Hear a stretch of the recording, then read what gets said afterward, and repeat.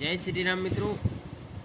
ટ્રેડિંગમાં ઘણું શીખવાથી પ્રોફિટેબલ નહીં થઈ શકે, પણ જે તમે શીખ્યા છો એને ઘણીવાર ટ્રાય કરવાથી પ્રોફિટેબલ થઈ જશો. આવું કહેવાનું કારણ શું? કારણ એ કે આપણે કોઈ એક સેટઅપને વારંવાર ટ્રાય કરવાની છે, ના કે બીજું ઘણું બધું શીખવાનું છે.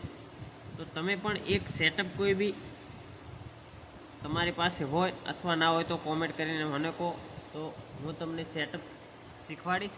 અને એ સેટઅપ ઉપર તમે 3 મહિના પેપર ટ્રેડ કરો, એટલે કે 3 મહિના એનો ડેટા નીકાળો અને લખો કે આ સેટઅપ બન્યું હતું, તો આટલો સ્ટોપલોસ હતો ને આટલો ટાર્ગેટ હતો, શું ટાર્ગેટ હિટ થયો હતો કે સ્ટોપલોસ હિટ થયો હતો.